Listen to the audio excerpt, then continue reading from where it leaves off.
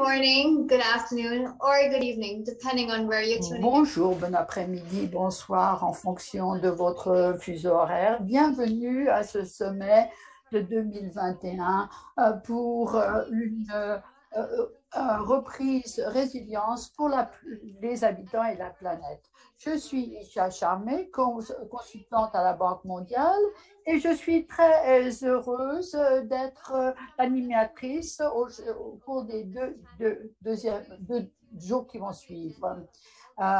Je vous invite donc de nous suivre sur le site de la Banque mondiale.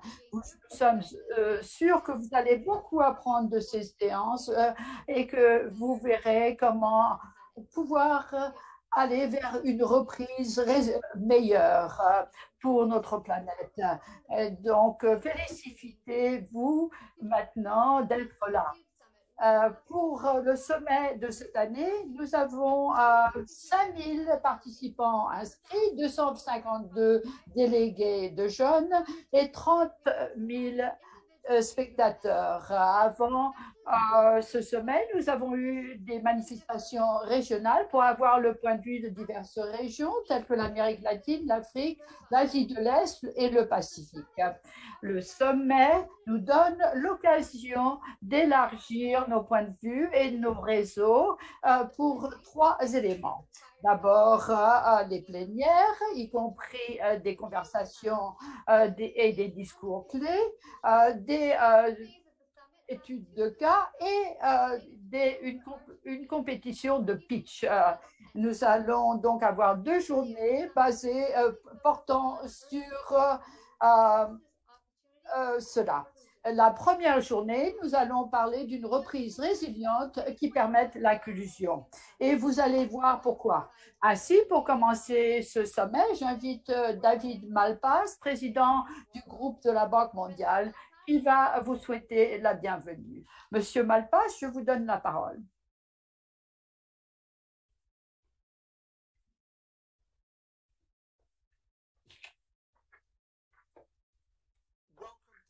Bienvenue à ce sommet de 2021 des jeunes. C'est un plaisir que de vous parler aujourd'hui. Ce sommet réunit des cerveaux jeunes et brillants de l'ensemble du monde pour examiner les problèmes d'aujourd'hui et trouver des solutions pour demain. La pandémie de la COVID-19 va laisser des marques sur tout le monde, y compris sur les jeunes, étant donné la pauvreté croissante, l'endettement croissant et des pertes de millions d'emplois, de compétences et ainsi, les peuples, les habitants qui commencent leur vie vont sentir cet impact pendant des années. Le groupe de la Banque mondiale prend des mesures globales dans ce domaine. Nos services, qui sont représentés aujourd'hui, ont travaillé d'arrache-pied pour faire face aux besoins de nos clients et de leurs habitants. Il est clair que toute reprise durable à la suite de la COVID-19 devra être résiliente, inclusive et durable. Nous devons reconnaître le lien qui existe entre les habitants, la planète et l'économie. Les points de vue, et le talent immense et l'innovation des jeunes seront essentiels dans ce processus. Un élément clé de cela est le changement climatique. Il faut s'y attaquer. Je sais que de prendre des mesures ambitieuses en la matière est urgent pour les jeunes. Votre génération va faire face à de plus en plus d'impacts dus au climat et vous aurez à trouver les solutions qui seront coûteuses et complexes. Le groupe de la Banque mondiale dépense davantage pour soutenir les pays et pour chercher à avoir le plus d'impact possible. Nous avons récemment partagé les grandes lignes de notre plan d'action en la matière et en outre, nous alignons nos flots de financement avec les objectifs de l'accord de Paris et nous intégrons le climat et le développement pour avoir les meilleurs résultats pour les habitants et le climat. Nous nous sommes engagés à accorder 35% de nos crédits pour soutenir les actions en matière de climat pendant les 5 années à venir. C'est un grand pas en avant. En plus, au moins 50% de notre financement en matière de climat devra être affecté à l'adaptation. Cela est important pour les pays pauvres, pour les petits pays insulaires et pour les pays affectés par la fragilité, les conflits et la violence. Nous devons investir pour renforcer la résilience face à l'impact du changement climatique. Dans tout ce travail, nous voulons amplifier, intégrer la voix des jeunes. Nous voulons connaître vos idées, vos points de vue. Nous avons entendu la voix des jeunes pendant les assemblées de printemps, lorsque nous avons parlé à des jeunes législateurs en ce qui concerne des stratégies innovantes pour une reprise verte. Notre cadre de partenariat pays offre des opportunités pour des conversations et des consultations avec les jeunes en ce qui concerne les projets dans vos pays. Je suis heureux que nous ayons convoqué les jeunes, les dirigeants de demain aujourd'hui. Nous allons avoir besoin de stratégies intégrées à long terme qui mettent l'accent sur un développement inclusif, résilient et vert pour réparer toutes les conséquences de la COVID-19. J'espère que ce sommet vous servira de source d'inspiration et de plateforme pour transformer votre passion, votre persistance et votre diversité en solutions qui contribueront à cet effort. Je vous remercie et je vous souhaite un excellent sommet. Merci. Monsieur le Président Malpass. Comme Monsieur Malpass l'a noté, notre rôle en tant que jeunes est essentiel, non seulement pour nous focaliser sur la reprise, mais pour avoir des stratégies durables et une reprise durable. Il nous faut des solutions à long terme qui soient résilientes, durables et inclusives et qui visent les habitants, la planète et l'économie. Le groupe de la Banque mondiale fait déjà beaucoup de travail en matière d'action pour le climat, comme l'a dit le président Malpass. Et aujourd'hui, nous voulons être sûrs que votre voix en tant que jeune soit bien entendue et intégrée dans les solutions de la Banque mondiale.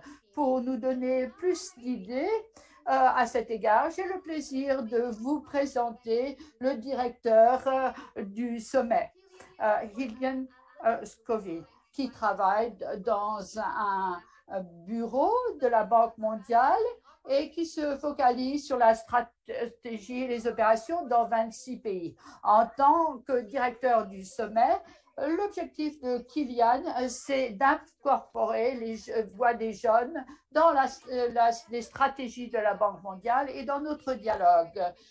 Kilian nous a dirigés pour veiller à ce que ce sommet soit couronné de succès. Elle va nous dire pourquoi ce sommet est tellement essentiel cette année. Je vous remercie. Merci, Isha. Bonjour, bon après-midi, bonsoir. Au nom du sommet de la Banque mondiale pour les jeunes, je vous souhaite une excellente bienvenue. On me dit qu'il y a presque 5000 délégués qui nous suivent sur notre plateforme de 150 pays. Mais avant d'entrer dans les détails, j'aimerais remercier toute mon équipe qui a préparé ce sommet. Peut-être que nous ne sommes jamais rencontrés, mais nous avons travaillé d'arrache-pied pour permettre cela. Pendant ce sommet, nous voulons vous permettre, vous, dans l'ensemble du monde, d'avoir des contacts les uns avec les autres et j'espère que notre plateforme virtuelle va permettre l'échange que vous souhaitez obtenir.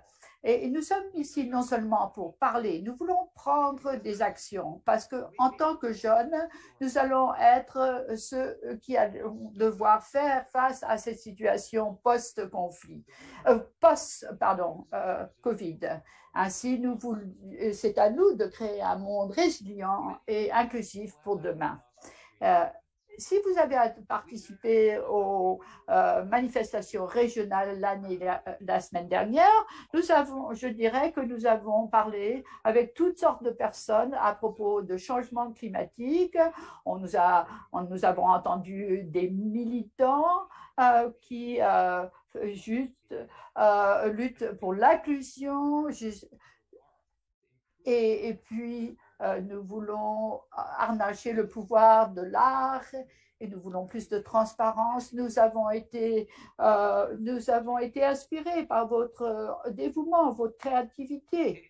Et cela a été une source d'instruction également. Nous sommes une génération tout à fait connectée. Et bien qu'il n'y ait pas de manuel en la matière, nous pouvons apprendre des uns des autres. Et d'ailleurs, pour établir un avenir résilient, nous devons apprendre les uns des autres. La COVID-19 nous a montré combien nous sommes interconnectés. Et nous ne pouvons plus éviter cela simplement parce que les gens sont de l'autre côté du monde. Nous ne pouvons pas ignorer les besoins de notre planète. Nous devons inclure tout le monde dans notre croissance pour plus de prospérité. Heureusement, et on nous dit qu'il y a beaucoup d'opportunités. Et ainsi, nos orateurs aujourd'hui vont se focaliser sur les diverses opportunités offertes par l'Église, que ce soit plus de croissance, plus d'égalité ou de promouvoir l'engagement des jeunes. Mais l'altruisme seul n'est pas suffisant pour avoir un meilleur avenir. Il faut une prospérité et pour cela, il faut des fonds. Voilà pourquoi demain, on va nous parler du secteur public et du secteur privé quant à la façon de transformer ces opportunités en produits réels. Nous avons donc eu cette compétition et il y a eu des gens de toutes les régions qui ont participé à cela. Ces jeunes entrepreneurs font face à toute une série de questions de soins médicaux et autres. Nous allons écouter leur pitch demain et alors qu'ils veulent passer au niveau suivant. Et nous allons nous engager sur le plan financier. Avant de commencer le programme, je tiens à souligner que tout ceci, c'est pour vous. Notre objectif, c'est de faciliter votre voix et que vous fassiez partie du dialogue. Vous allez opérer le changement dans votre propre communauté. Et j'espère que cet événement vous permettra de partager votre expérience et trouver une inspiration. Et vous allez apprendre d'autres personnes et trouver d'autres solutions. Donc, je vous pose ce défi. Parlez, partagez vos idées et j'espère que moi-même, je pourrai trouver une source d'inspiration. Et je vous souhaite un excellent sommet.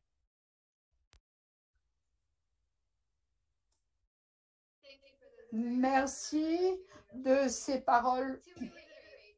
Je tiens à réitérer que notre objectif, c'est de faciliter la voix des jeunes et que cette voix fasse partie du dialogue. Nous sommes ici non seulement pour écouter, mais pour prendre des mesures parce qu'avec beaucoup d'opportunités, on a beaucoup de responsabilités. Et donc, il faut élargir notre point de vue avec plus d'action pour l'avenir.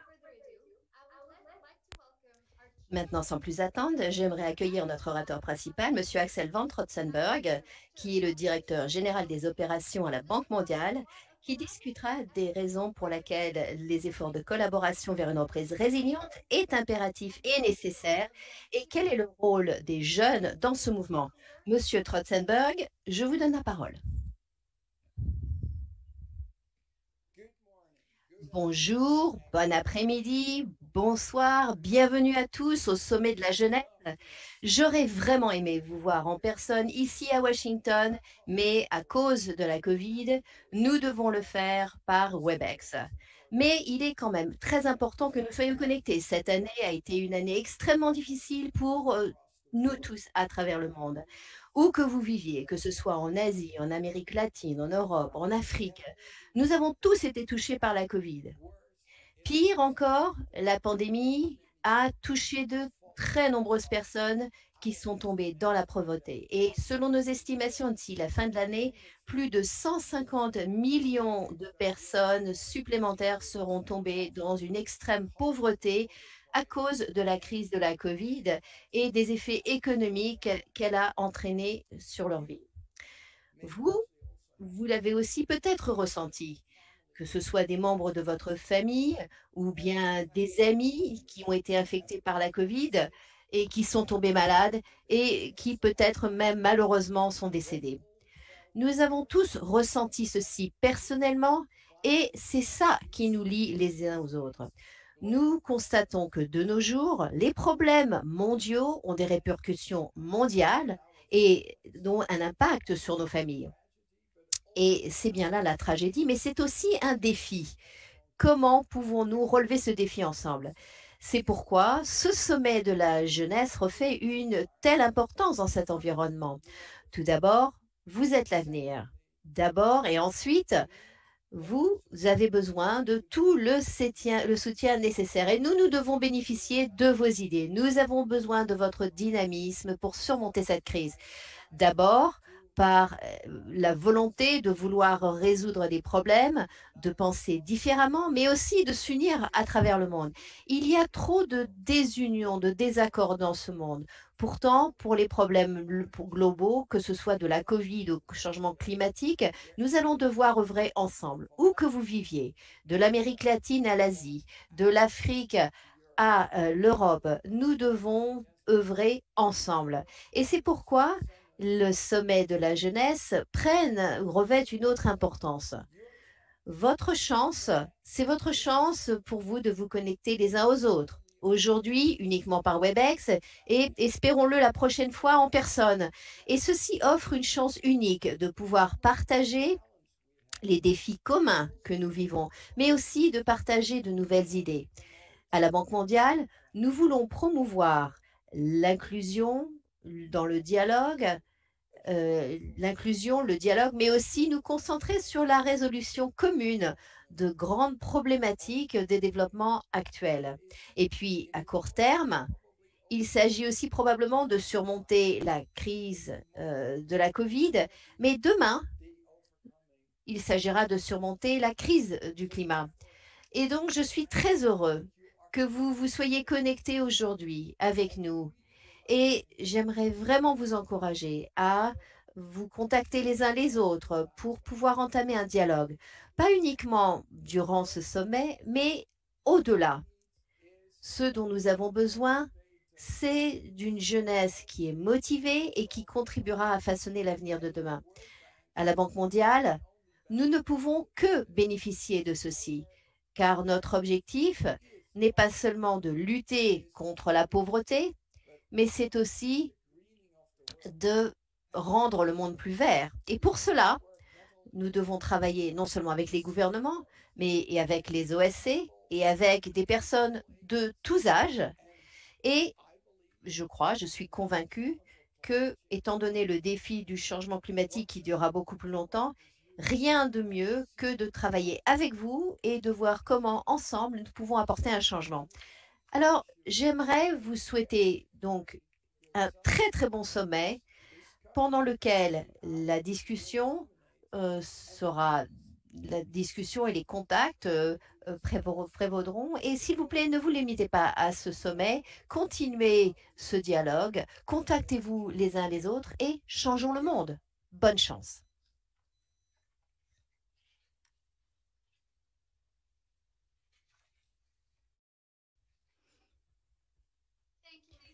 Merci, Monsieur Trotzenberg. Je pense que vous avez très justement souligné l'importance d'être interconnecté. Les problèmes locaux ont un impact local et vice-versa.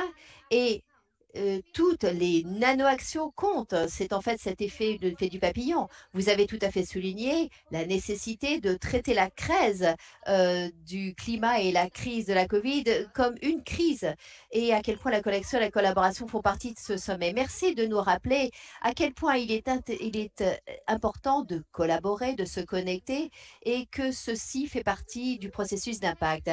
Et pour véritablement se connecter, collaborer et retirer une valeur maximale, j'ai quelque chose pour vous. Est-ce que vous voudriez entendre ce que j'ai à vous dire? Eh bien, je vous encourage à avoir l'intention, avoir des intentions pour ce sommet, que ce sommet véritablement soit magique pour vous, qu'il change votre réalité, vous offre de nouvelles possibilités. Et je vous offre l'opportunité d'être véritablement présent, d'être véritablement concentré. C'est tellement facile d'être distrait avec nos téléphones, nos gadgets, etc., tout ce qui se passe autour de nous. Donc, ce que je vous offre, je vous lance 3 défis. Alors, vous êtes prêts? 3 défis. Alors, 3 défis. Le premier défi, c'est précisez vos intentions d'apprentissage. Que vous soyez sur votre téléphone, sur votre ordinateur, sur votre tablette, écrivez 2 intentions d'apprentissage pour ce sommet. Quelles sont les nouvelles perspectives que vous aimeriez entendre? Sur quel thème? Et c'est quelque chose qui vous permettra de rester engagé, de rester focalisé avec chaque séance. Et le pouvoir de la focalisation, de la concentration est magique. Quand vous savez ce que vous voulez retirer de quelque chose, c'est même encore plus facile de l'obtenir. Donc, soyez spécifique, soyez clair sur ce que vous voulez vous retirer de chaque séance, sur chaque thème. Deuxièmement, connectez-vous. Connectez-vous les uns les autres, contactez les autres, entamez des conversations. On va peut-être entendre des plaintes comme «Oh, c'est virtuel, on n'est pas les uns avec les autres, on n'est pas en face à face». Mais je peux vous dire que cette plateforme offre une opportunité véritablement inégalée parce que nous sommes tous en fait à un clic et un bonjour des autres. En tant que sommet des jeunes, ça va vous permettre de vous connecter sur le chat, partager vos idées sur les réseaux sociaux avec hashtag YouSummit pour que les gens puissent se voir, même dans les conversations. Si vous avez une tasse de café avec vos amis, partagez ce que vous avez appris. Ça vous permettra d'intégrer les connaissances et d'intégrer ça dans votre système. Troisième défi, partagez ce que vous avez appris pendant le sommet avec tous les gens qui sont autour de vous pour élargir vos perspectives. Et je vous rappellerai ces 3 défis pendant tout le sommet. Alors, il se peut que ce soit un petit peu ça vous fasse un petit peu peur, que vous sortiez de votre zone de confort. Mais c'est ce qu'on vous demande de faire. Il faut être confortable, à l'aise avec ce qui vous met mal à l'aise. Quand vous pratiquez ceci, quand vous sortez de votre zone de confort, eh bien, ça vous permet de croître, de vous épanouir.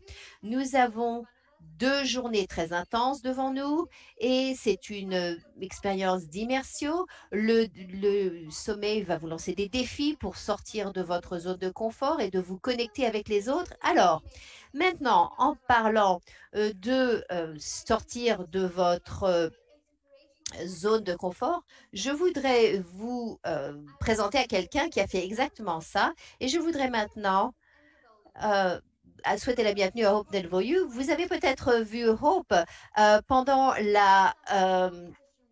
vous l'avez peut-être vu pendant le sommet de la Jeune 2019.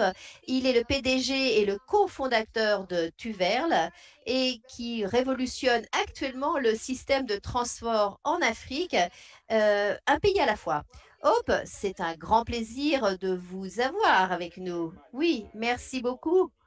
Merci de me souhaiter la bienvenue. Oui, nous sommes très heureux de vous avoir. Alors, juste pour commencer, Hope, et bien sûr pour le public et moi-même, qu'est-ce que votre start-up fait, Turvel? Turvel, c'est en fait un transport pour les pays et ça permet de transporter, d'avoir des opérateurs, ça permet d'optimiser pour les opérateurs de transport leur entreprise. On se focalise sur un aspect du transport dans les pays africains. Euh, les pays africains, il y a des micro-entreprises, des minibus qui n'ont pas véritablement d'horaire et c'est en fait la définition d'une industrie informelle en Afrique. Donc, on essaye de numériser ceci pour optimiser leurs entreprises. Très intéressant, merci. Et je voulais aussi savoir un petit peu ce qui se passe dans les coulisses. Quelles sont les expériences de vie qui vous ont inspiré à créer votre entreprise? Très bonne question. Pour moi, l'une des choses euh, j'étais, que je voulais faire, c'était de savoir pourquoi les gens font telle ou telle chose. Et j'ai reçu une bourse pour aller à l'université, mais j'étais en fait aussi au Zimbabwe à l'école et j'étais tout simplement en retard tous les jours à l'école parce qu'il y avait des problèmes de transport. Et bien sûr, on n'a absolument aucun moyen en Afrique de savoir quels sont les horaires, on se débrouille comme on peut et tout en fait est informel, il y a des minivans, etc. Donc on ne peut absolument pas prédire combien de temps ça va prendre pour aller d'un point A à un point B, que ce soit 10 minutes, 5 minutes ou beaucoup plus que ça. Et quand les minivans arrivent, ils se garent, ils se remplissent et ils partent. Et on n'a pas de on ne peut pas savoir aussi ce qui va se passer au niveau des bus, au niveau des bus dans les arrêts de bus.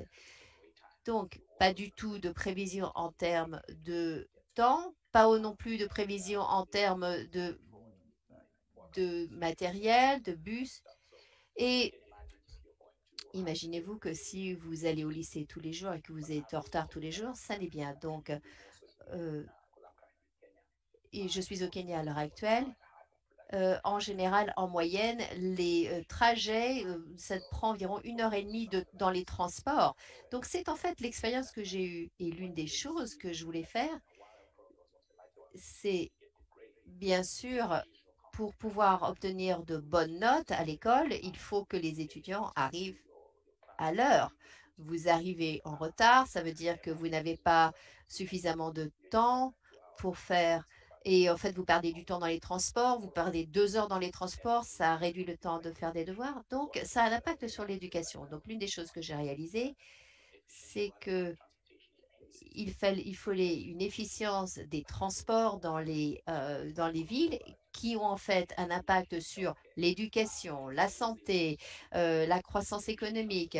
Donc, avoir donc des transports efficaces, c'était important. Et c'est ça que j'ai réalisé.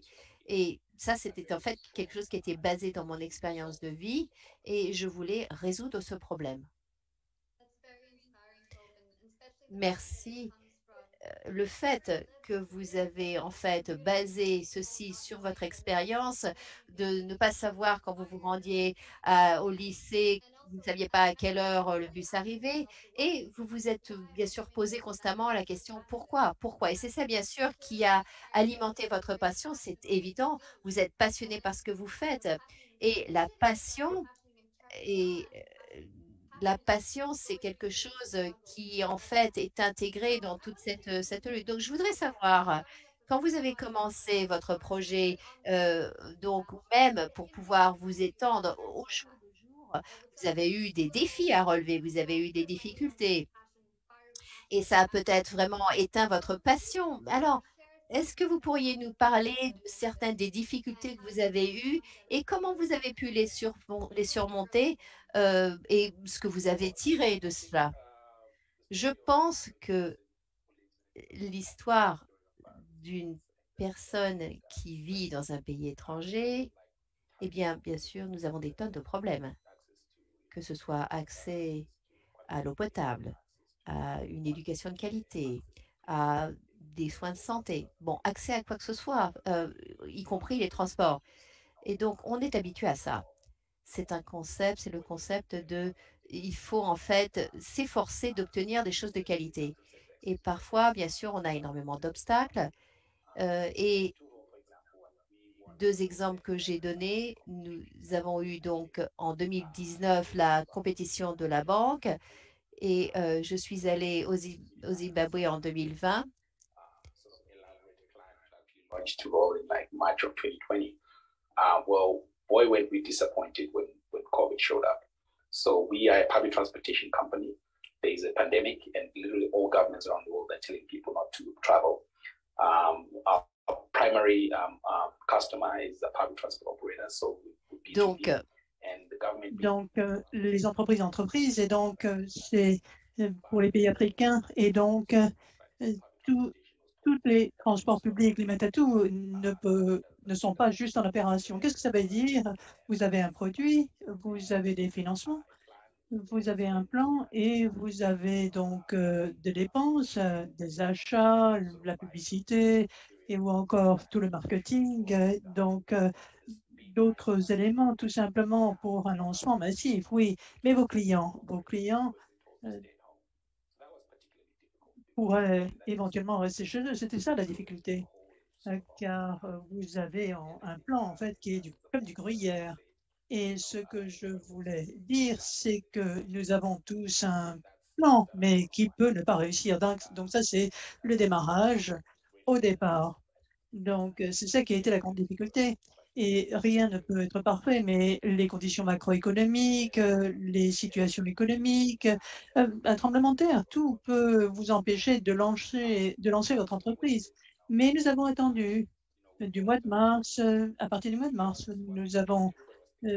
nous pensions que quelqu'un va en fait nous doubler, mais ça ne s'est pas fait, bien sûr.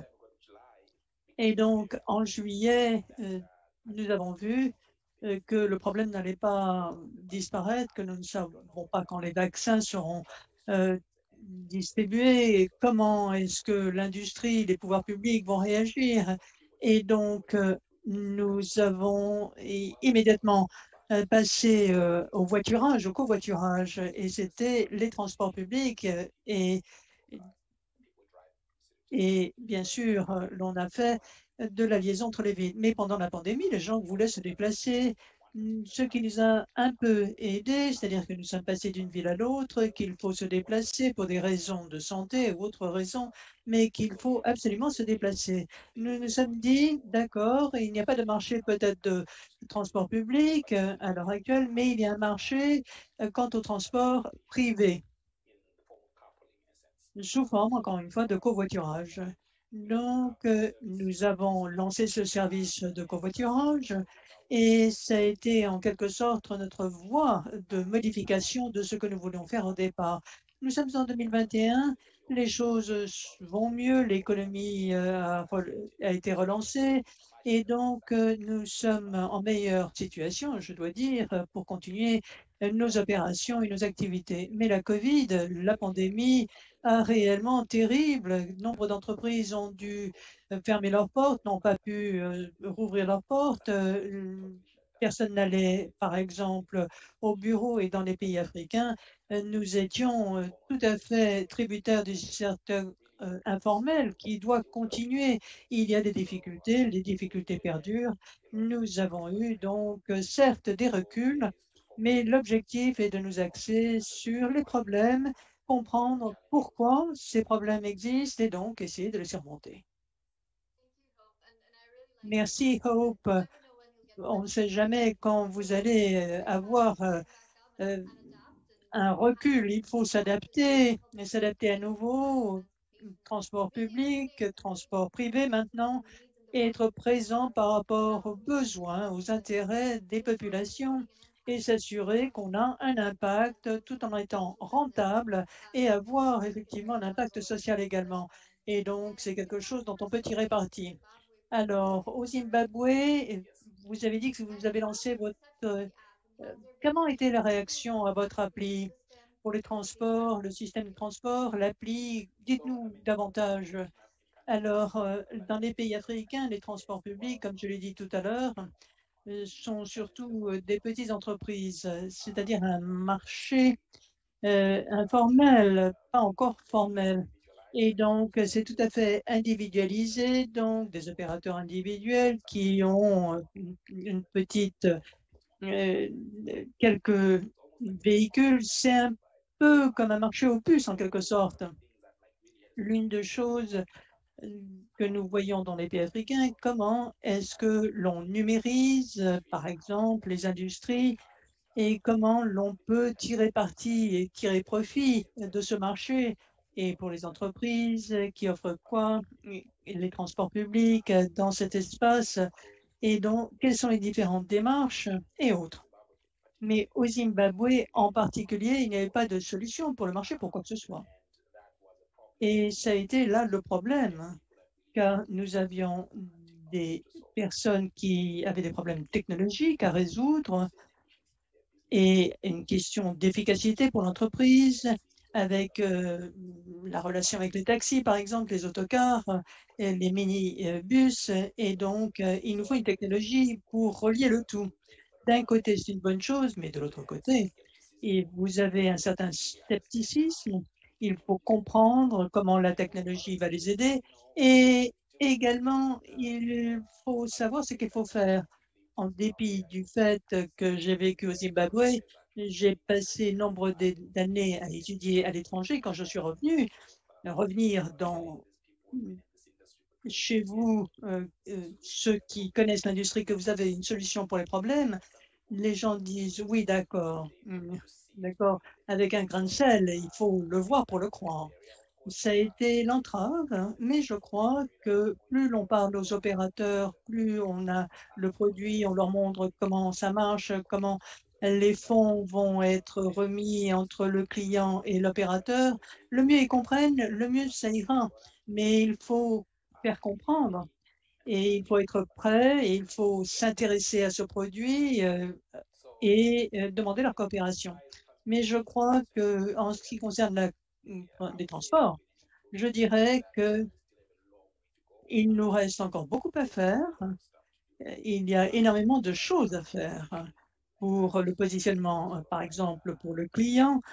Et nous sommes tous maintenant fermement sur le marché et il nous faut continuer. Merci, très intéressant combien vous avez surmonté les entraves et vous êtes rentré sur le marché. Personne ne vous prenait au sérieux.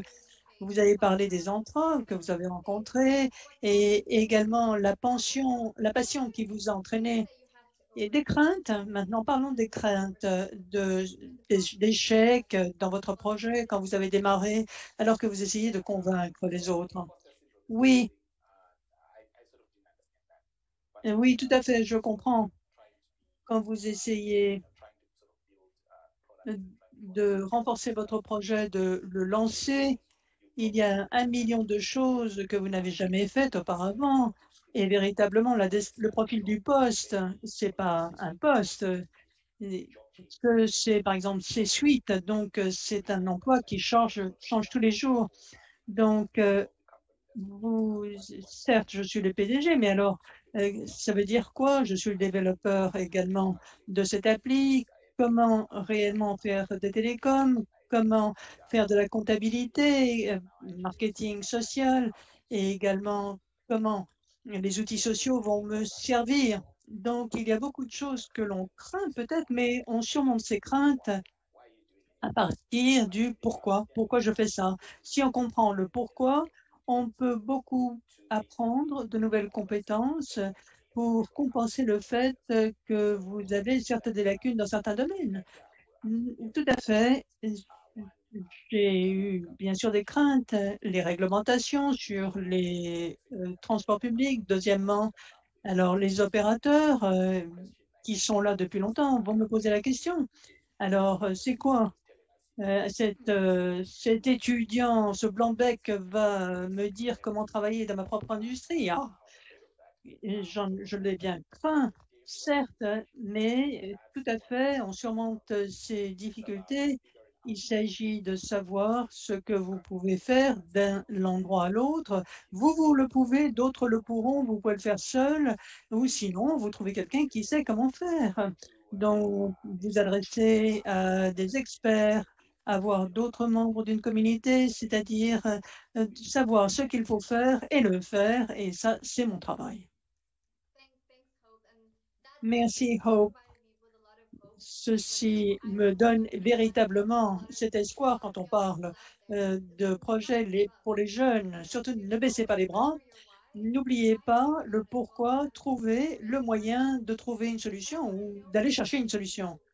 Alors, dites-moi, qu'est-ce que vous avez comme rituel ou, si vous voulez, cérémonie quotidienne pour travailler de façon efficace dans ce travail?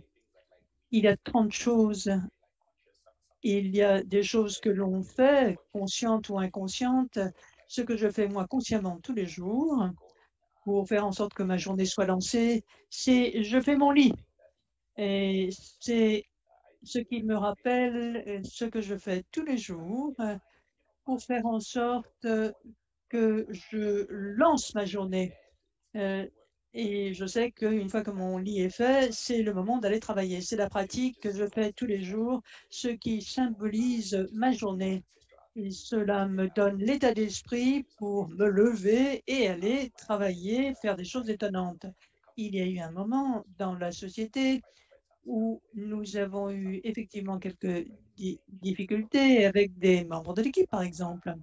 Et donc, nous en avons parlé au milieu de semaine. On essaie de jauger comment les autres se sentent, ce que l'on peut faire. Donc, vous leur donnez un chiffre de 1 à 10, comment vous vous sentez. Donc, c'est l'échelle du sentiment. Alors, d'un côté, ça va bien. D'un autre côté, nous avons des difficultés sociales ou quelqu'un va bien du côté social, mais au travail, c'est plus difficile. Mais les deux dernières semaines, par exemple, ont été difficiles étant donné la COVID, par exemple, et je crois, ou encore des chiffres de rentabilité. Donc, c'est des petits éléments que nous faisons, que je fais moi en personne, et qui m'aident à me mettre dans le mood du travail. Merci, merci de cette inspiration, matière à réflexion, matière à enseignement. Donc, nous retenons, à mon sens, c'est faire son lit le matin, et vous l'avez bien dit, au niveau du inconscient, c'est savoir d'avoir fait son lit, c'est la première chose. Pour un entrepreneur, faites votre lit, vérifiez auprès des membres de votre équipe au niveau professionnel et personnel, car lorsque quelqu'un vient au travail et a des difficultés, donc vérifiez auprès de vos collègues et surtout les appuyer. Vous l'avez bien dit, alors connaître le pourquoi, et si vous avez de grosses difficultés, surtout relevez-vous, connaissez le pourquoi, avoir une solution et savoir comment trouver la solution. Merci. Et chers membres du public, chers délégués, si vous voulez avoir un contact avec Hope, lui poser des questions, quels sont les rituels, les pratiques, surtout n'hésitez pas à le contacter et, et surtout restez connectés. Merci Hope. Merci, merci à vous Isha. Merci.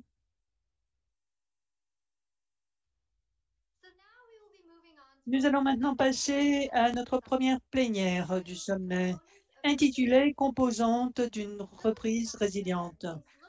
Reconstruire en mieux, cela signifie les éléments essentiels d'une reprise résiliente, unique en son genre, mais également reliés entre eux et réellement impliqués. Sur notre tribune, nous allons avoir une démarche intersectorielle pour explorer quels sont les éléments critiques pour mieux comprendre les aspects multidimensionnels d'une reprise résiliente. J'inviterai maintenant Abigail Yira, co-directrice du contenu pour notre sommet et assistante du programme du groupe de la Banque mondiale, de l'Agence de garantie d'investissement multilatéral, pour modératrice. Abigail, vous avez la parole.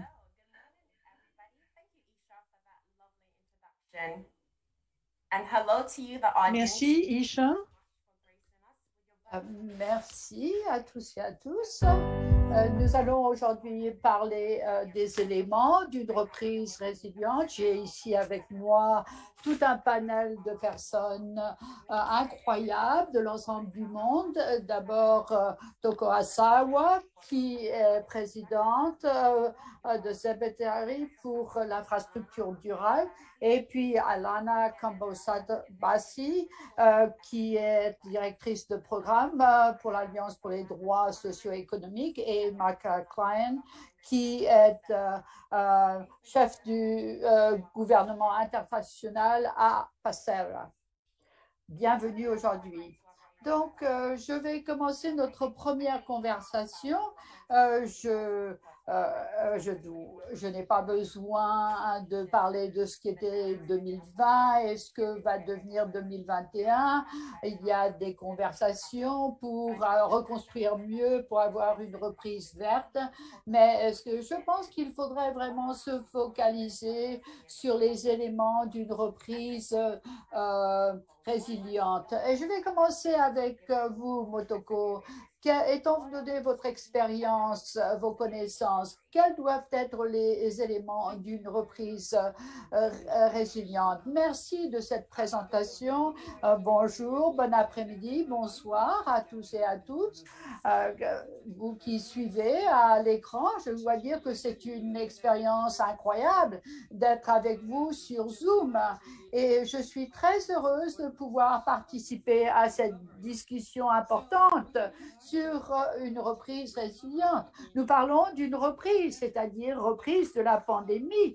Et bien entendu, c'est une pandémie qui est en cours encore, qui a tué 3,7 millions d'habitants de le monde, qui a rendu malade 170 millions de personnes, soit 104 millions de personnes. Mais maintenant que les vaccins commencent à circuler, si vous pensez que l'élément le plus important de la prise à ce stade est la reprise économique, vous n'êtes pas les seuls.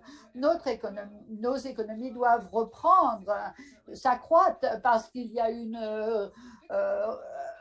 rétraction considérable pendant la pandémie et donc il faut de nouveaux emplois pour que les gens puissent avoir un revenu, payer leurs impôts et assurer l'avenir des générations à venir. Mais la reprise économique n'est pas le seul élément d'une reprise résiliente. Nous sommes dans une triple crise, non seulement une crise due à la pandémie, nous avons une crise économique, nous avons une crise d'endettement pour bon nombre des pays en voie de développement, c'est-à-dire qu'ils sont surendettés, ils ne peuvent plus s'endetter pour faire de nouvelles choses. Ou peut-être que c'est c'est quatre crises, parce que n'oublions pas la crise de l'inégalité qui existe depuis longtemps, mais qui vient d'être exacerbée. Vous savez qu'il y a des segments de la population qui ont attrapé la COVID plus que d'autres, les pauvres, les groupes minoritaires, les peuples autochtones. Il y a des segments de la population qui ont été les premiers à perdre leurs emplois et peut-être qui seront les derniers à retrouver un emploi, des femmes, des travailleurs migrants. Et il y a des segments de la population qui continuent à être exposés à la maladie parce que ce sont des travailleurs essentiels. Et nous allons avoir d'autres défis à l'avenir. Il faut être clair sur cela. Cela est certain, que ce soit des crises liées au climat, des désastres naturels, des désastres économiques ou d'autres crises, d'autres épidémies qui sont plus ou moins certaines étant donné le fait que le monde est interdépendant. Donc, il faut travailler pour créer une société qui soit résiliente à tous ces chocs. Il faut aider les parties les plus vulnérables de la société pour qu'elles deviennent plus résilientes et puissent se protéger contre des crises en cours ou à venir. Il faut également obtenir la résilience la meilleure en réparant l'économie, en ayant une infrastructure durable dans divers secteurs tels que la santé et l'éducation. Je vous remercie, c'était une très bonne réponse à ma question. En fait, je voudrais maintenant donner la parole à Matt parce que cela est lié à ce que vous avez fait. Il est certain qu'il n'y a pas un seul élément. Vous avez parlé d'une reprise économique, mais qui inclut diverses personnes. Donc, Matt, je vais vous donner la parole pour savoir ce que vous voulez ajouter. I'm afraid you're muted, please. On ne vous entend pas, Matt. Ah, désolé. Cela m'arrive souvent d'oublier mon micro. Je suis heureux d'être ici. Merci, Abigail. De notre point de vue, je suis d'accord avec Matt Motoko. Nous parlons souvent de l'aspect sanitaire et on dit qu'il faut une main-d'œuvre éduquée pour avoir et en bonne santé pour avoir une reprise. Et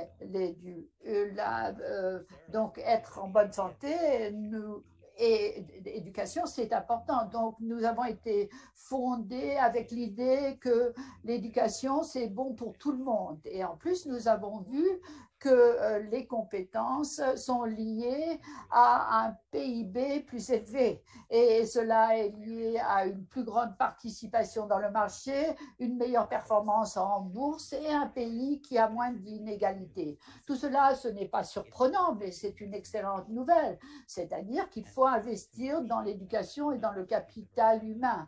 Donc, un autre élément de la reprise résiliente, c'est que c'est une reprise pour tout le monde, non pas seulement pour certains citoyens, certaines classes.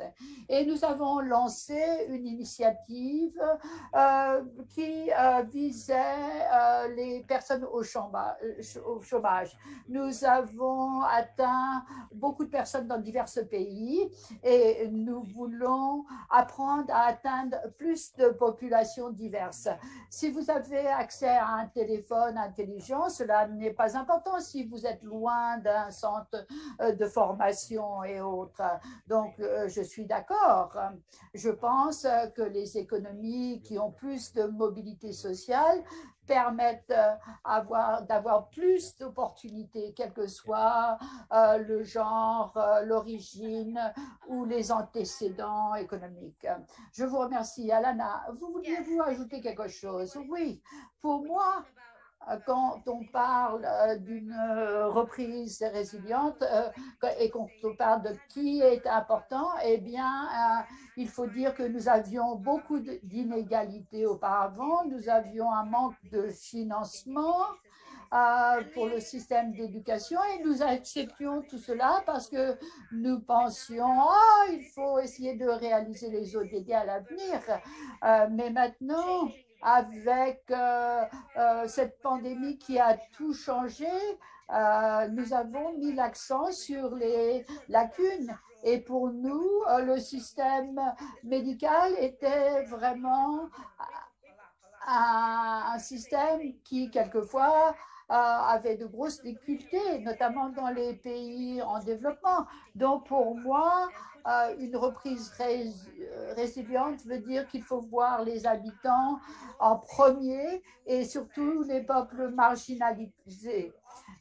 Il faut les mettre en premier. Il faut veiller à ce que ceux qui sont les plus pauvres puissent avoir une meilleure condition de vie. Donc, il faut investir dans des systèmes de santé, dans des systèmes d'éducation.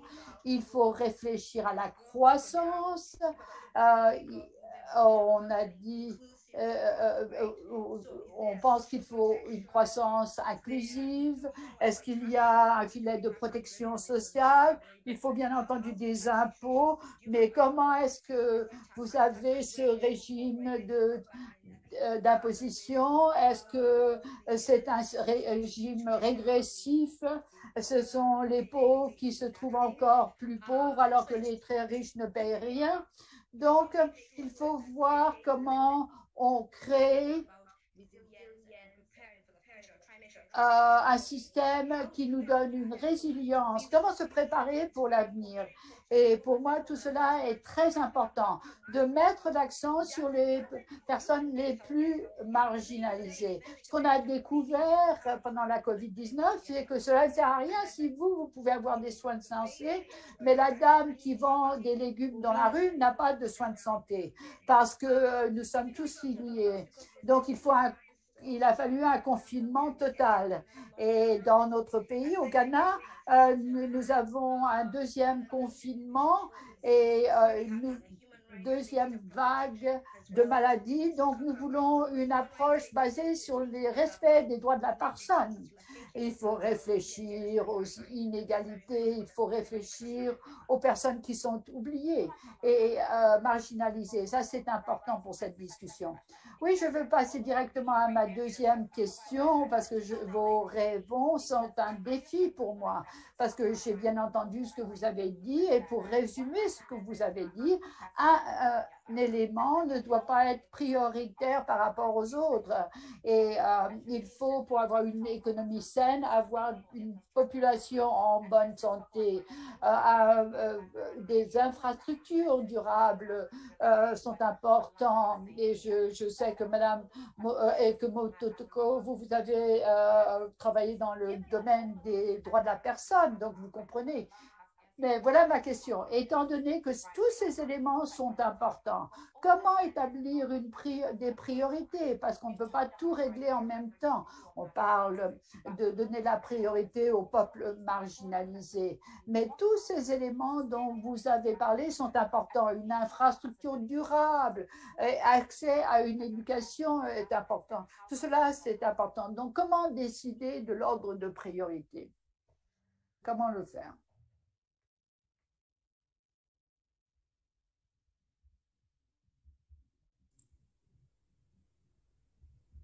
Abigail, was that directed to one of us? Abigail, est-ce que... Matt, vous pouvez répondre. Oui, bien sûr. Eh bien, du point de vue à quel segment donner la priorité, eh bien, je ne suis peut-être pas la personne qui est la mieux en position, la mieux capable de répondre à cela. Mais tenons compte que nous allons perdre d'ici 2025 85 millions d'emplois. Il faut voir comment les économies sont affectées. Il faut voir ce qu'on peut faire pour les diverses populations. Et de mon point de vue, quand on considère les employeurs, quand on considère la façon dont ils réagissent à l'heure actuelle, et nous avons eu un rapport du Forum économique mondial disant que 84% des chefs d'entreprise ont voulu numériser leur processus. Et il y a toute une vague, une marée. Peut-être nous allons avoir 300 millions de jeunes qui vont entrer sur le marché de l'emploi d'ici quelques années. Donc, vous avez un grand nombre d'abord de personnes qui doivent se recycler. Ça, c'était le cas avant la pandémie. C'est encore plus vrai maintenant parce que les économies changent. Et en même temps, vous allez avoir un nouveau groupe qui arrive sur le marché du travail. Et ils n'ont pas toujours les compétences nécessaires pour réussir sur le marché. Donc, quand on réfléchit à l'élément sur lequel se focaliser, c'est comment lier les jeunes qui doivent recevoir une formation avec des institutions de grande qualité et comment signaler aux institutions quelle est la nature changeante des compétences nécessaires.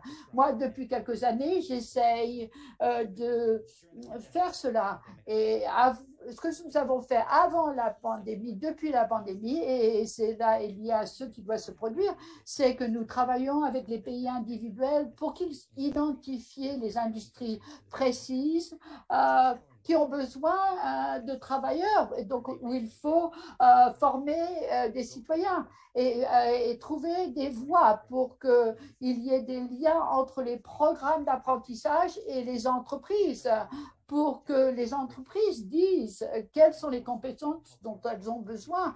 Et ainsi, nous pouvons aider les gens à suivre ces voies et pour obtenir des compétences de valeur sur les marchés.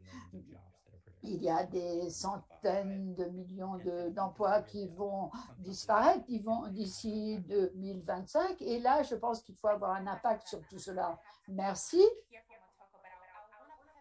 Merci beaucoup. Nous allons demander à Motoko, mais je voudrais aussi parler du fait que 85 millions d'emplois vont être perdus d'ici 2025, donc taux très élevé de chômage. Mais je voudrais savoir comment vous allez pouvoir prioriser tous ces éléments pour avoir une reprise résiliente. Motoko, oui, c'est vraiment un dilemme parce que les gouvernements sont sous pression pour faire tout et tout en même temps. Et donc, la priorisation, c'est un exercice très difficile. Mais les programmes de croissance économique, les programmes d'infrastructure coïncident en fin de compte, parce qu'en généralement, on comprend que l'infrastructure est un moteur de la croissance économique. Ça, c'est ce que on parle de ça aux États-Unis, c'est-à-dire un nouveau plan d'infrastructure, de quoi est-il constitué, combien est-ce que le pays peut payer pour ça, et donc comment est-ce qu'un pays, dans ses limites, choisir quelles infrastructures doivent être construites pour une reprise résiliente. Est-ce que l'on choisit entre les routes, les centrales électriques, les écoles, les hôpitaux, l'infrastructure numérique? Et il n'y a pas véritablement de formule magique euh, pour qu'un pays puisse choisir. Mais je dirais que dans la planification stratégique nationale, il faut qu'il y ait une concentration. Cela veut dire il faudrait qu'il y ait un accent qui soit mis sur quelque chose. Ça veut dire que les pays peuvent se débarrasser de ces éléphants, de ces projets qui sont en fait les projets favoris de certains politiciens, mais qui ne commencent jamais. Donc, il faut se débarrasser de ce genre de projets qui sont en fait un boulet et pour que les projets puissent évaluer pour que les pays puissent évaluer leur infrastructure, quels sont les besoins, les points forts, et prévoir les besoins d'après les prévisions de croissance de la population.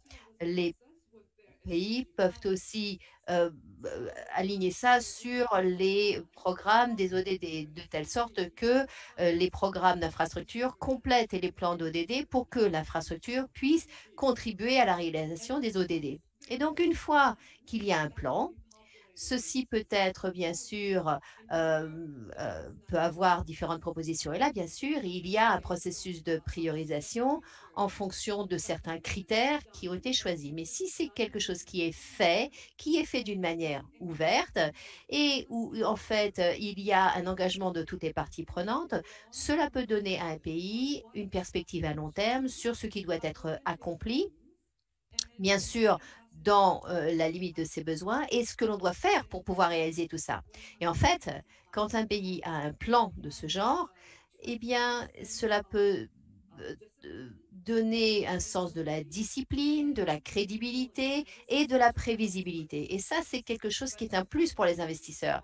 Et donc, faire une bonne planification avec un bon processus de priorisation qui relève de toutes les parties prenantes, prendre en compte les perspectives des citoyens, cela renforce le processus de planification et c'est aussi attractif pour les investisseurs. C'est donc un plan gagnant-gagnant. Oui, effectivement, c'est gagnant-gagnant. Personne ne perd, tout le monde gagne. Et si vous pouvez bien sûr rester, j'ai une question de suivi pour vous.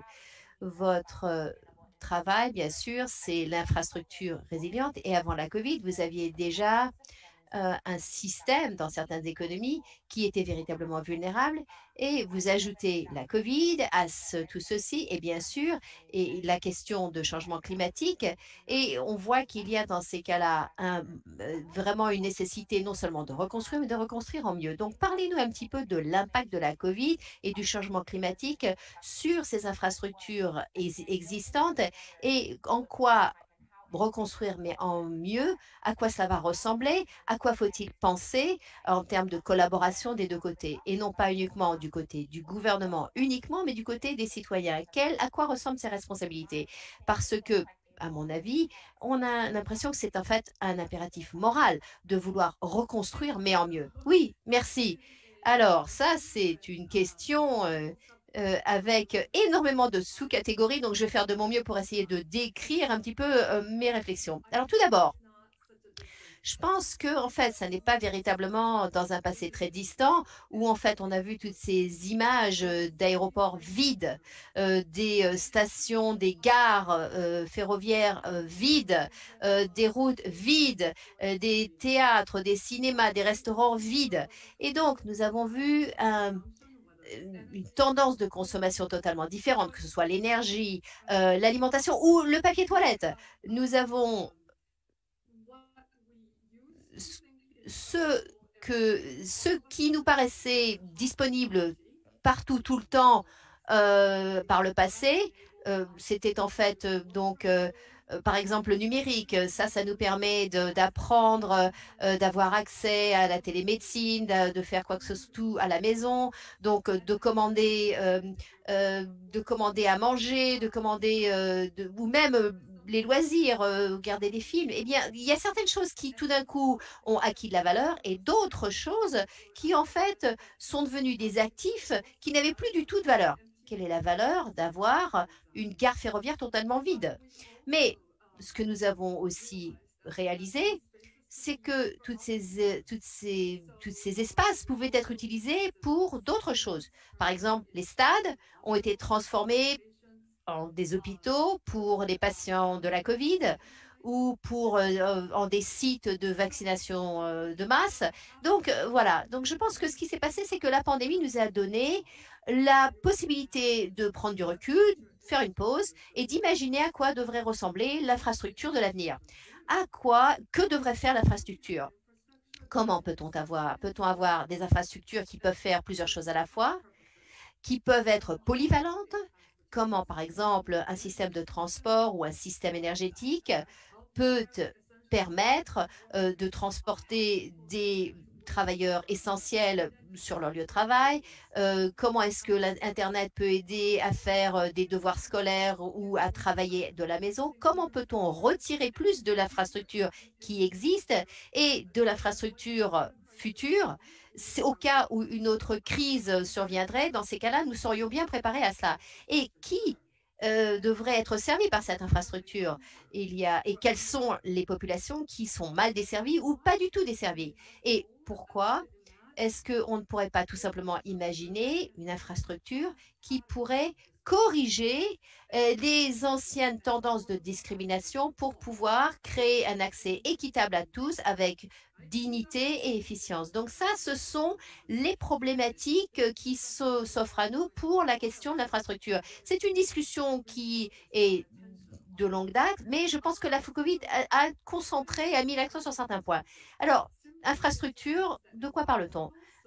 Environnementales, sociales, les considérations socio-environnementales doivent être intégrées dans les projets d'infrastructure, du concept, de la conception à la mise en œuvre et à la conclusion de ces projets. Quand cela est fait bien, eh bien, l'infrastructure durable peut permettre de créer des avantages à long terme, à plusieurs niveaux, pour l'environnement, pour les personnes et pour les sociétés dans son ensemble. Et ça veut dire, les avantages, résilience aux chocs futurs, comme je l'ai dit, et l'infrastructure durable peut permettre aussi au pays de réaliser les ODD. Il ne s'agit pas uniquement de parler de la résilience de ces infrastructures, de cet actif d'infrastructure, c'est-à-dire donc les routes ou les routes ou les centrales électriques, l'érosion sur les routes, etc. Non, on parle de la résilience des personnes. Et donc, ça, ce sont les attentes en ce qui concerne les infrastructures durables. Il ne s'agit pas donc de quelque chose de totalement imaginé. Il y a déjà des villes qui font ça.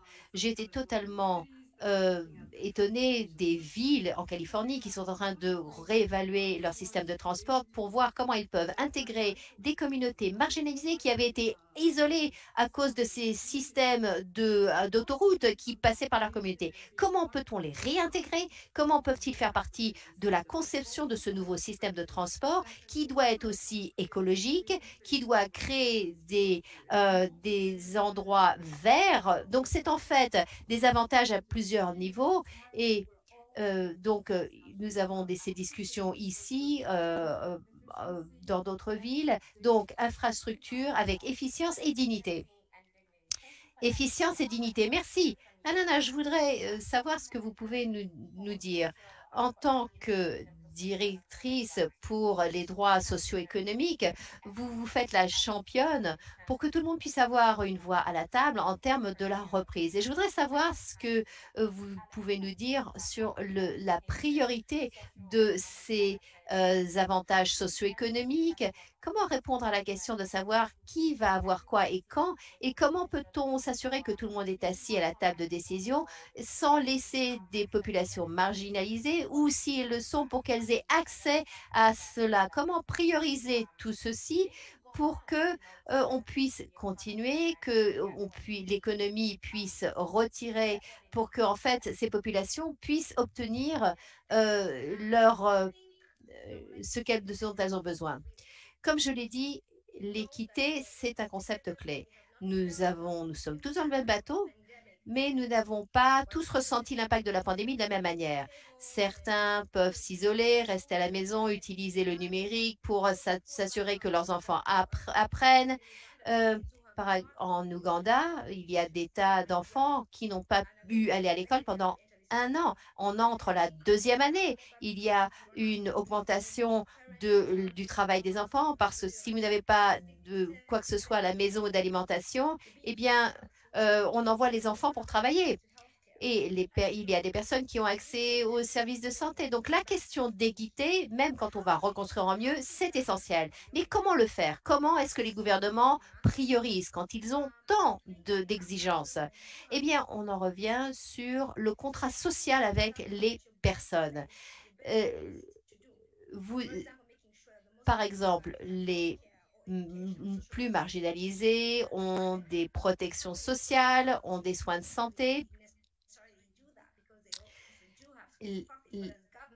Les gouvernements doivent augmenter leurs efforts parce qu'ils ont un contrat social avec les citoyens. Mais avant d'aller en particulier dans ce qui se passe en Ouganda, on doit tout simplement tout d'abord stabiliser les choses. Les gouvernements ne sont pas à même à l'heure actuelle de répondre à toutes les pressions. Et le meilleur moyen d'avoir une reprise économique et de commencer à pouvoir construire un avenir équitable, c'est de s'assurer qu'il y a un accès équitable au vaccin pour la COVID. Parce que si on n'a pas accès au vaccin contre la COVID, les gens n'auront pas pouvoir reprendre leur travail. Nous avons un 2e confinement et les enfants ne vont pas pouvoir rentrer à l'école. Ils perdent des années d'éducation et donc il y a une exigence de protection sociale et ça, c'est en fait très difficile pour les gouvernements. Donc, il faut d'abord un accès équitable au vaccin et je voudrais parler un petit peu de ça un petit peu plus tard, mais 2e chose importante qui en fait est une priorité, c'est la participation. La participation dans la mesure où vous consultez les personnes pour pouvoir savoir comment reconstruire en mieux les budgets, eh bien ça, on ne voit pas, ça ne se passe pas véritablement dans notre contexte. Les décideurs nous disent il faut qu'ils prennent des décisions très rapidement, ils n'ont pas le temps. Mais il faut avoir des efforts concertés pour une redevabilité, une concertation. Sans cela, il n'y aura pas de confiance des citoyens, ce dont vous avez besoin pour lutter contre la COVID. Dernier point, il faut se concentrer sur la santé et l'éducation. Mais je voudrais pivoter sur les vaccins, parce que ça, c'est très important. D'un côté, on voit... Oui, est-ce que l'on peut en fait poser sur les vaccins? Parce qu'en fait, j'ai une question très précise sur les vaccins d'ailleurs pour vous, mais je voudrais aussi pivoter. Et je vais utiliser votre terme. Je voudrais pivoter sur ce que vous avez dit sur les gouvernements. Est-ce que le gouvernement a toute la responsabilité entière, ou est-ce que le secteur privé doit aussi collaborer avec le gouvernement? Parce que je dis que, bien sûr, les entreprises privées bénéficient des personnes, mais pourquoi est-ce que le secteur privé ne pourrait pas collaborer avec le gouvernement pour collaborer et pour aider les personnes? Il me semble que, en fait, c'est un petit peu embêtant que tout tombe sur le gouvernement, en particulier les gouvernements qui n'ont peut-être pas toutes les ressources pour aider les personnes. Pourquoi est-ce que ça ne serait pas un effort joint pour que, en fait, ce ne soit ni du côté complètement du secteur privé et ni du côté du gouvernement? Le secteur privé peut intervenir, certes, mais quand il y a la possibilité, il faut également réfléchir. Il y a des cas où le service public peut être les services de santé, mais le contraste, c'est les plus vulnérables, un groupe de personnes qui ne sont pas en mesure véritablement de tirer parti, voir tout ce qui est rural, santé, les pauvres, etc. Et c'est pourquoi il faut qu'il y ait un axe très particulier. sur le gouvernement, sur l'éducation publique, sur les services de santé publique. Pourquoi? En Ouganda, nombre d'écoles publiques, parce qu'il y a tant de difficultés, elles ferment leurs portes. Et les enfants, aujourd'hui, les élèves n'ont pas d'endroit où aller, tout simplement. Et on dit difficulté d'éducation. Et donc, nous faisons des tests. Quand vous avez donc d'autres joueurs dans le secteur de la santé, l'on fait un test, par exemple, en privé, et c'est très onéreux. C'est pourquoi la responsabilité principale, à mon sens, est pour le gouvernement, ce qui fait qu'il y ait un contrat social. Tout autre intervenant pourrait intervenir pour venir en aide, mais il faut qu'il y ait des réglementations très solides. Dans les pays africains, nombre de pays africains, nous avons eu effectivement un partenariat public-privé, infrastructure, tous les secteurs. La motivation est très souvent altruiste, certes, mais là encore, il faut y réfléchir. Il faut réfléchir, par exemple, la Banque mondiale, et c'est bien sûr votre mission pour la pauvreté extrême. Donc, il faut définir ces partenariats dans l'éducation, dans la santé, qui ne sont pas véritablement axés sur les catégories. Le gouvernement doit intervenir dans des investissements d'éducation publique à partir des recettes fiscales, et la banque et le FMI ont travaillé à ce niveau pour qu'il y ait une production des stratégies de génération de recettes solides pour avoir un impact sur le quintile inférieur, où il y a des contribuables. Donc, on essaye d'élargir l'assiette fiscale pour qu'il y ait un partage équitable de la fiscalité. Et donc, tous les autres acteurs doivent intervenir. Voici la chose. Quand vous êtes en crise, comme maintenant, vous voulez assurer que tout un chacun peut avoir accès à certains services, à certaines bases. Et il vous faut réfléchir à cet accès universel, car il y a d'aucuns qui vont aller au secteur privé, certes, mais ce ne sera pas forcément les plus pauvres. Donc, on ne peut excuser les pouvoirs publics, ils doivent être là. Et donc, il y a une société déséquilibrée dans mon pays. Nous avons ceux qui sont riches, qui ont la santé, quelqu'un peut venir chez vous, vous pouvez être tout le numérique, mais si vous n'avez pas d'argent, vous êtes réellement à la merci du secteur public, de la santé, du service public. Mais c'est vrai que nous avons de grosses difficultés. Nous essayons de faire vite et on nous dit maintenant que l'éducation publique doit également être appuyée. Et le secteur privé intervient pour venir appuyer ce que fait le gouvernement, tout particulièrement ce qui est déjà réglementé, et donc des investissements moindres aujourd'hui, c'est vrai, dans la santé, et l'accès pour le gouvernement. Mais pour les secteurs privés, voilà ce qu'ils pourraient faire. Et que nous allons arriver à la discussion sur la donation des vaccins. Mais nous voyons les vaccins dans le secteur privé pour le gouvernement qui travaille ensemble et qui a investi pour être en mesure d'avoir des vaccins, parce qu'il nous faut tous des vaccins. Mais la question que je vous pose, y a-t-il un accès équitable en vérité? Est-ce que nous pourrions revoir ce modèle? Comment est-ce que nous pouvons éviter une situation où, si d'autres intervenants vont appuyer le secteur, car en fin de compte, cet accès fait en sorte que certains n'auront pas accès. Donc, il nous faut donc un système pour les plus vulnérables qui sont touchés par le COVID-19 et ses effets. Merci. Vous avez des connaissances profondes. Je vais revenir tout à l'heure sur le vaccin, mais je veux revenir à l'éducation. Alana a bien dit, oui, il nous faut revenir sans Internet ou fiabilité Internet. Nous avons quelques difficultés.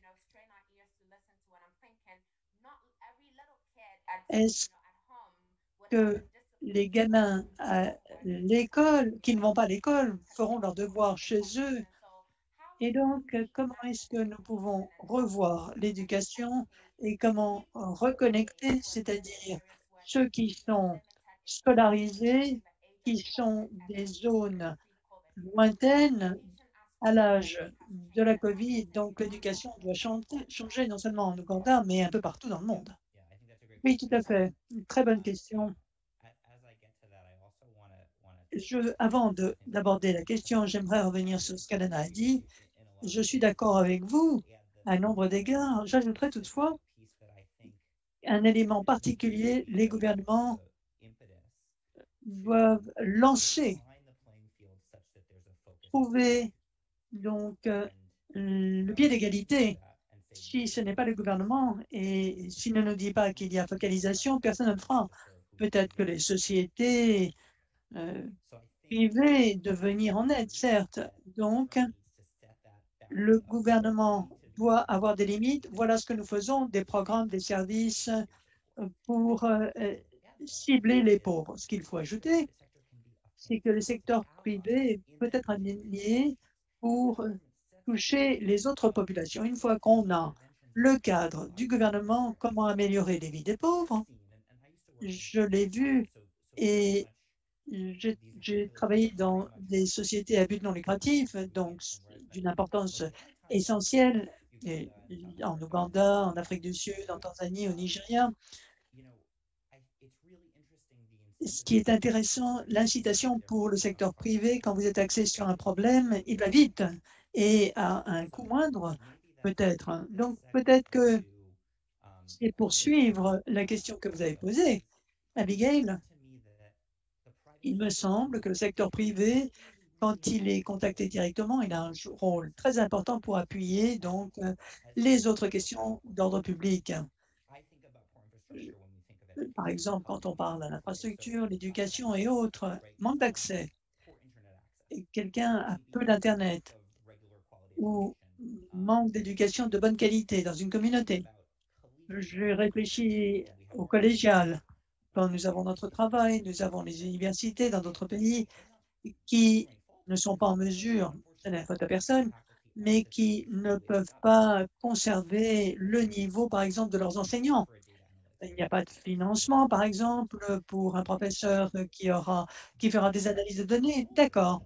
Mais la règle est que s'il y a du travail où nous n'avons pas les professeurs dans des domaines particuliers, il faut donc essayer de le trouver toutefois.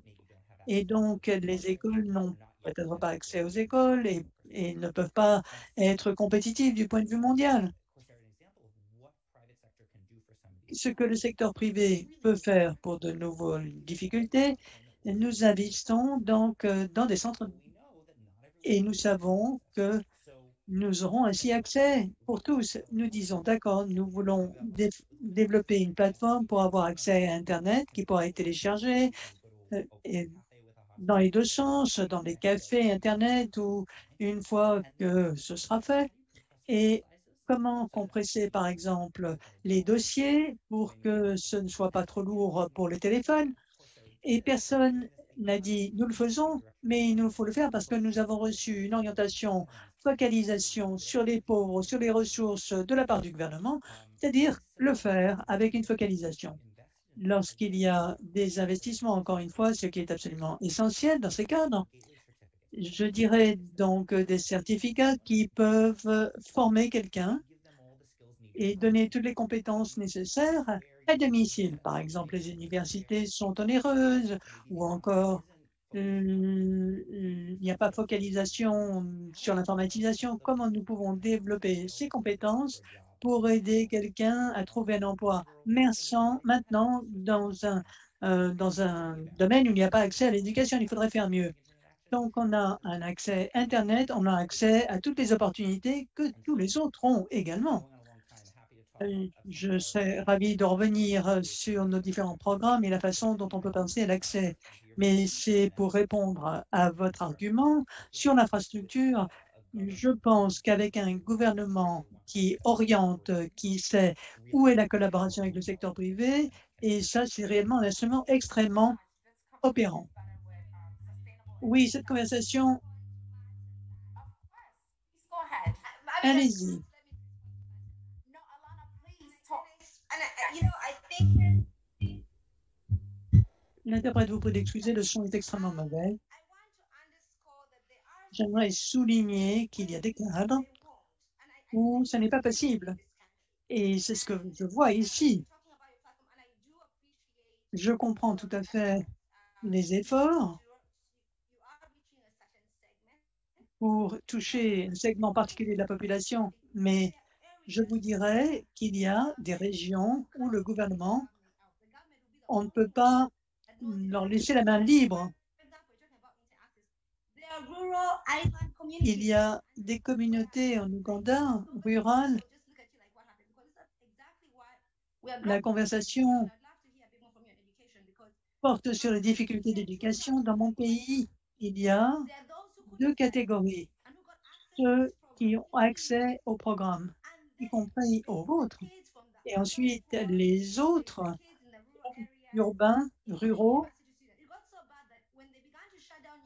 Lorsqu'il y a fermeture dans les universités ici, les étudiants ont commencé à avoir des difficultés car ils ont dit « nous n'avons rien à étudier, nous faisons du téléenseignement », mais en réalité, non, il n'y a rien chez nous.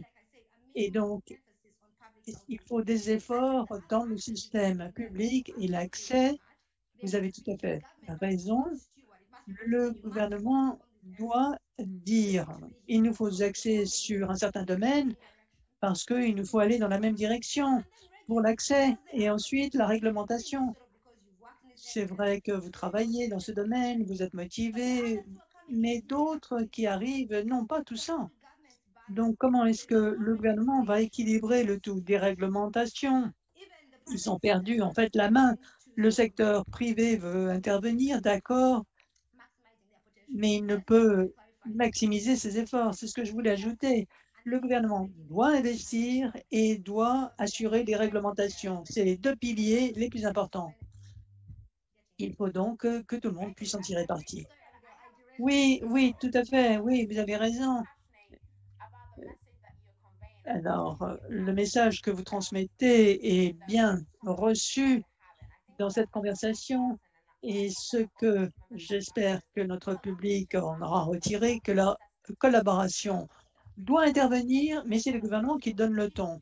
À moins que ce soit officiel, il n'y a pas de possibilité dans les pays de s'assurer que tous sont servis de la même façon et donc faire intervenir le secteur privé en ajout. Merci. Alana, je sais que la question suivante va vous intéresser parce qu'elle vous est adressée. Les vaccins, c'est vrai, c'est ce que nous attendons. D'abord, il n'y avait pas de vaccin, il n'y avait aucun vaccin. Et maintenant, enfin, super, nous avons des vaccins. Et si nous avons accès aux vaccins, nous, d'autres ne l'ont pas. Parlons maintenant de ce que vous avez dit tout à l'heure, c'est-à-dire accès équitable. Pas égal, l'égalité et l'équité, ce n'est pas la même chose. Donc, équitable, c'est bien ce dont je parle.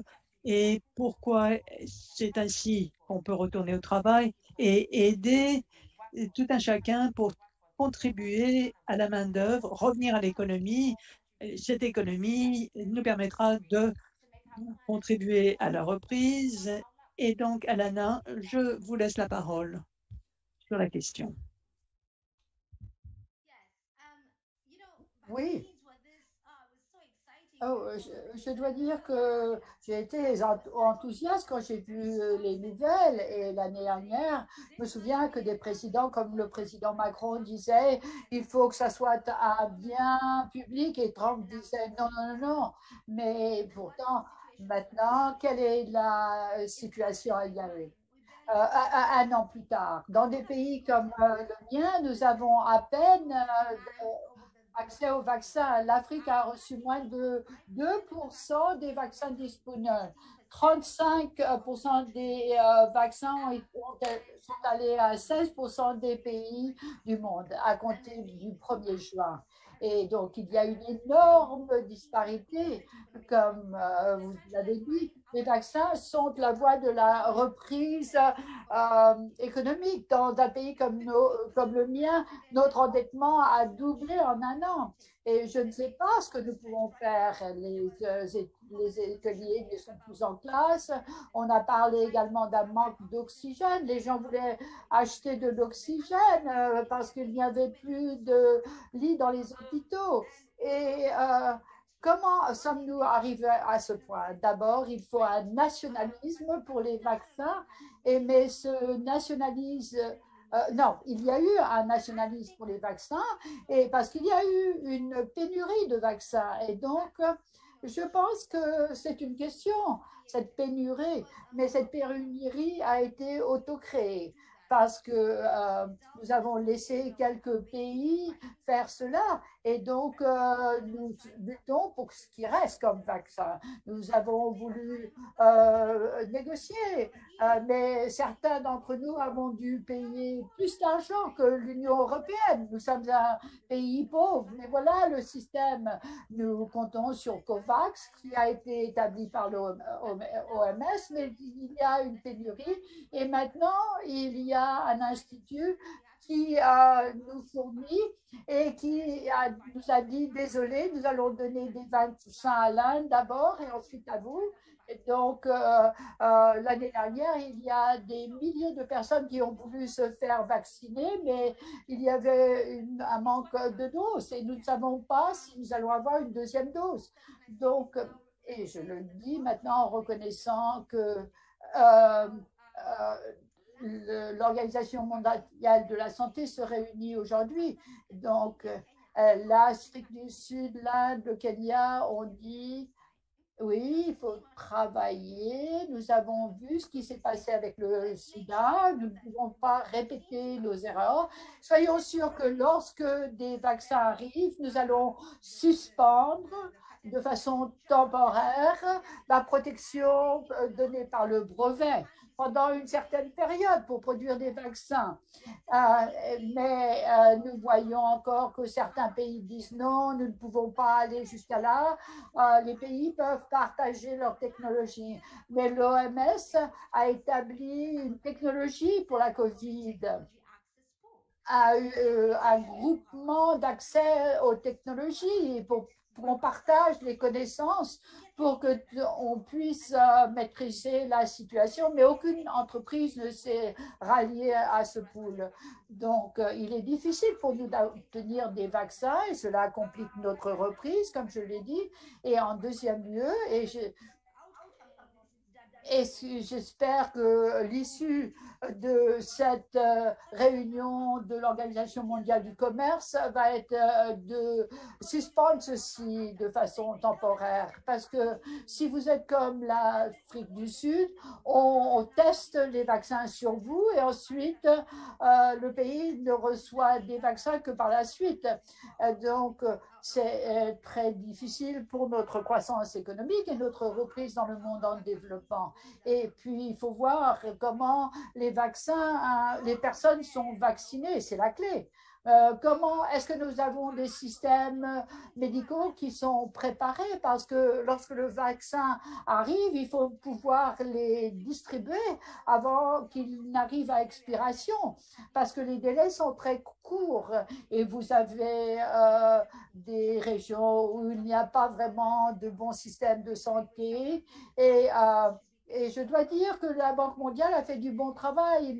Ils ont dit au pays, voilà, il faut réfléchir à ceci ou cela en ce qui concerne ces vaccins. Et moi, ma préoccupation, c'est les zones rurales, parce que ces vaccins doivent être transportés, ils doivent être réfrigérés. Il faut que les habitants sachent que vous arrivez.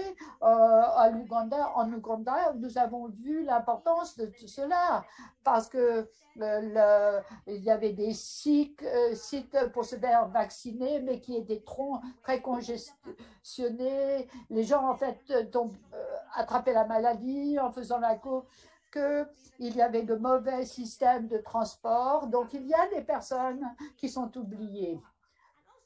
Et en plus, il faut être sûr que les vaccins soient gratuits. Cela semble aller de soi, mais on peut être surpris parce que certaines personnes ont dit, eh bien, vous pourriez payer un petit peu pour ce vaccin. Non, parce que tant que nous allons faire cela, lorsqu'il y a un manque, vous allez être dans une situation où les pauvres ne vont pas être vaccinés. D'abord, les pauvres se disent, tout d'abord, tout cela est expérimental, nous ne sommes pas sûrs. Et donc, il faut ensuite réglementer tous les acteurs dans la distribution. Il faut être sûr que les vaccins ne soient pas vendus. Ils doivent être gratuits. Et puis, quand il s'agit du secteur privé, si c'est le secteur privé qui va distribuer les vaccins, il va falloir qu'il y ait des règlements bien stricts. Et puis, il y a une question de qualité. Il y a eu des cas où ils ont donné de l'eau, injecté de l'eau dans le bras des personnes. Donc, il faut être sérieux. Si vous voulez encourager vos dirigeants à agir, il faut qu'ils soutiennent une suspension temporaire au brevet. Il faut encourager les entreprises à partager leurs connaissances. Nous avons besoin de tout cela. Il faut que nous soyons actifs pour essayer de le faire. Et puis, il faut veiller à ce que les gouvernements financent des initiatives pour assurer un accès équitable. Il faut réfléchir aux budgets qui vont être nécessaires dans vos pays, parce que cela devrait être une grande priorité, veiller à ce que tout le monde peut avoir un accès équitable au vaccin, parce que c'est un bien public et c'est le meilleur investissement public de l'histoire. Et surtout pour les pays les plus riches, ils doivent travailler pour avoir cet approvisionnement. Eh bien, oui, je vous remercie. Oui, il y a beaucoup de réglementations nécessaires. Les vaccins doivent être gratuits parce que pas tout le monde peut se permettre de payer. Mais avant de partir, j'aimerais avoir votre opinion sur le lancement des vaccins, le déploiement. Donc, j'aimerais votre opinion sur ce qu'a dit Alana jusqu'à présent, Botoko. Merci Alana, beaucoup de choses intéressantes à dire. Donc, peut-être que je vais me focaliser sur une vue panoramique. Je voudrais revenir à quelque chose que je n'ai pas dit pour répondre à votre dernière question. Par exemple, est-ce que certaines choses devraient être obligatoires, notamment une infrastructure durable? Eh bien, beaucoup d'initiatives dépendent des investissements étrangers entrant dans ces pays pour que les pays puissent acheter les infrastructures et les services nécessaires. Et malheureusement, ce qui se passe en ce qui concerne les investissements dans les pays en développement, eh bien, il y a eu au cours des dernières années de moins en moins d'investissements. Et pendant la pandémie, il y a eu une chute des investissements. Et donc, ce qui se passe maintenant, même avant la pandémie, c'est que le groupe de la Banque mondiale, d'autres banques de développement, l'OCDE, le G20 et d'autres, essayent de voir comment appliquer le secteur privé pour qu'il investisse dans l'infrastructure dans les pays en développement. Et ça, cela ne peut pas être obligatoire. Là, vous devez avoir des conditions propices pour attirer le secteur privé et peut-être que les banques multilatérales doivent assumer une partie du risque, etc. Donc, lorsque le secteur public et privé collaborent, c'est ce qu'on appelle des partenariats publics-privés, les PPP. Aux États-Unis, ça s'est passé. Il y a eu une collaboration entre le gouvernement et des institutions privées. C'est une forme de PPP et cela peut créer beaucoup d'avantages pour le public.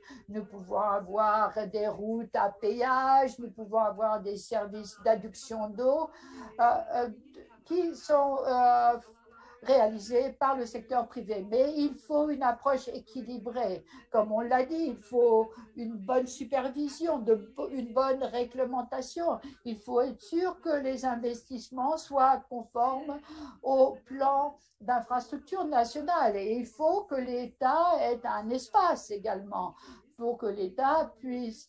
Et donc, nous pourrions aider les pays à devenir plus efficaces lorsqu'il s'agit de mobiliser les ressources intérieures pour pouvoir payer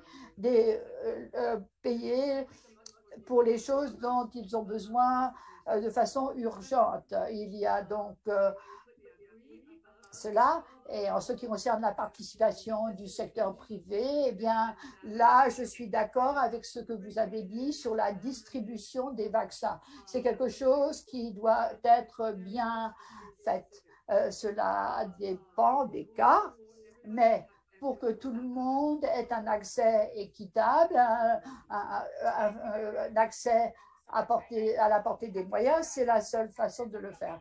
Je vous remercie, je dois dire, c'est extraordinaire quand on a tellement de choses à se dire, le temps passe. Matt, j'ai une question à vous poser. Quelle est la tendance en ce qui concerne les jeunes, étant donné la fracture numérique de la main-d'œuvre? Oui, nous voyons des citoyens dans le monde et des jeunes dans le monde qui travaillent dans le même domaine que là où nous voyons des emplois. On s'intéresse au codage, à l'analyse des données, à tout ce qui est cybersécurité. Ce sont des domaines où il y a de plus en plus de demandes et c'est une bonne chose, c'est une bonne chose d'apprendre l'histoire, de suivre des cours d'histoire, mais c'est dans ces domaines que vous allez trouver des emplois. Et c'est ce que nous avons vu dans l'ensemble du monde. Merci. Et j'ai une question pour Motoko. Ces villes, ces sociétés, ces environnements, résilience, à quoi est-ce que tout cela ressemble, étant donné l'économie circulaire et toutes ces autres choses? Je pourrais répéter ma question si vous le souhaitez. Non, ça ne fait rien. Je pense qu'il y a déjà des expérimentations en cours dans diverses villes du monde et je pense que tout le monde doit voir ce qui est fait dans leur propre ville, parce que ici, ce qui est extraordinaire, ce sont les villes qui sont chefs de file, pas nécessairement le gouvernement national ou les gouvernements des provinces ou des États. Ce sont les villes qui peuvent faire toute la différence, parce que c'est ce que les citoyens exigent, et très clairement. Donc, il y a des expérimentations en cours. Il y a des exemples de ce que vous avez mentionné dans beaucoup de villes. Et il faut poser les questions à vos hommes et femmes politiques. Je veux vivre dans un environnement net zéro d'émissions. Et où pouvons-nous trouver un modèle de ce dont on parle? Oui, je veux vivre dans un environnement net zéro. Merci. J'ai une question, Alana. Comment établir une voie équitable et qui réunisse les deux secteurs, public et privé? Comment est-ce que les jeunes pourraient jouer un rôle? Eh bien, je vous remercie. Tout d'abord que c'est une question pour les jeunes. Si vous êtes un pays comme le mien, on vous dit qu'il n'y a pas d'argent pour la santé. Mais est-ce que vous pensez vraiment qu'il n'y a pas d'argent pour la la santé parce que, par exemple, dans notre pays, le budget pour la sécurité, la défense est beaucoup plus important que pour la santé. Donc, nous avons des médias sociaux et autres. Donc, d'abord, il faut vous intéresser à cela, participer à la discussion sur le budget, demander à être entendu en fin de compte et voir s'ils investissent dans les soins de santé. C'est vous qui êtes affecté, donc il faut parler. Deux, il faut pousser les gouvernements. Les gouvernements doivent investir. Parce qu'ils vous disent, ah, par exemple, dans mon pays, on dit, ah, c'est formidable, oui, et on nous dit qu'on va le faire, mais non, non, non. Nous payons des impôts. Les gouvernements doivent investir dans la santé parce que sinon, les plus pauvres ne vont pas avoir un accès équitable aux soins de santé. Le gouvernement est en fait une instance de réglementation, est en fait l'intendant qui doit s'assurer de faire un suivi, de réguler. Et ici, dans notre pays, ça n'est pas ce qu'on fait.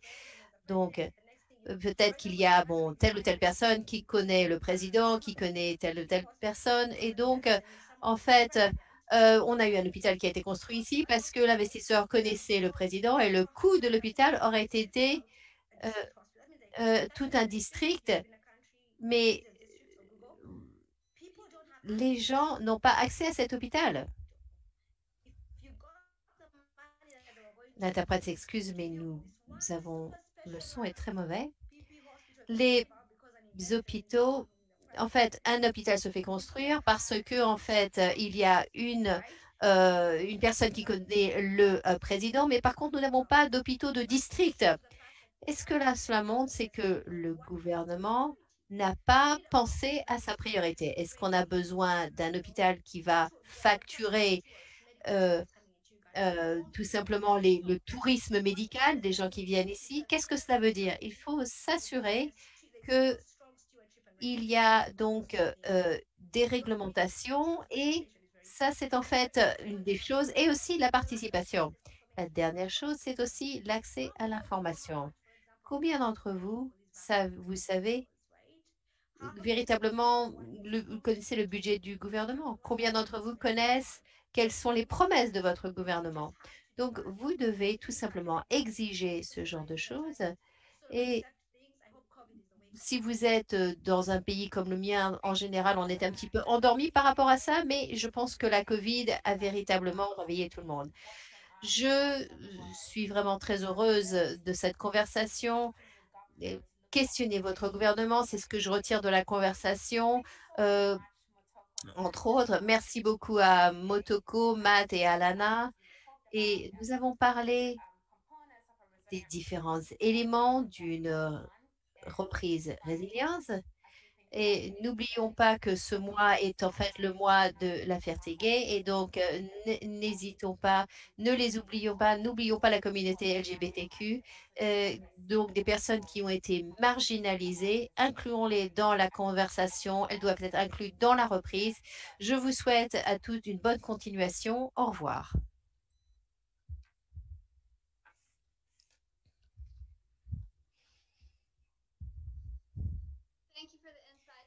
Merci beaucoup Alana, Matoko et Matt et merci à Gail d'avoir modéré cette séance. Nous avons appris énormément de choses. Nous avons appris bien sûr que tout est interdépendant et je vous encourage à partager ce que vous avez retiré de la conversation sur les réseaux sociaux ou des questions que vous voulez suivre ou ce que vous avez appris de la séance. Nous avons aussi nous aimerions entendre ce que vous avez à nous dire, vous. Nous avons quelque chose, un sondage pour vous.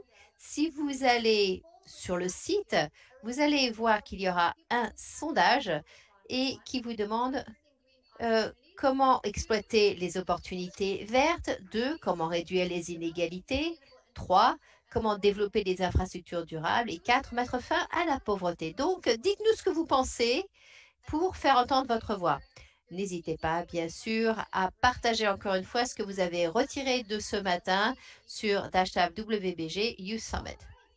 Alors, Je pense que vous avez eu donc des séances assez intenses, beaucoup qui donnent matière à réflexion, et je pense que nous avons besoin d'une petite pause. Qu'est-ce que vous en pensez? D'accord. Alors, nous allons prendre une pause de 15 minutes.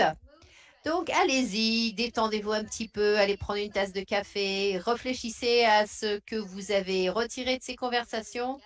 Et n'oubliez pas de poster sur les réseaux sociaux. Et après le pause café, nous aurons des séances en petits groupes. Donc, je pense que en fait, on vous a déjà donné vos groupes et vos séances. Mais si vous avez des questions, n'hésitez pas à contacter les organisateurs et les participants qui ne sont pas enregistrés pour les challenges de cas. Nous avons quelque chose à vous donner sur la question de l'accessibilité à la reprise inclusive. Et pour tous ceux qui nous écoutent dans le monde entier, nous allons nous retrouver dans 1 heure. Donc à 11h15 pour une conversation avec Sandy Okoro, vice-présidente de la conformité, et une séance plénière sur les passerelles pour combler le fossé numérique pour les femmes et les jeunes. À tout à l'heure. All right, I'm going to take my 10-minute break too, so see you guys. Bye-bye. Au revoir.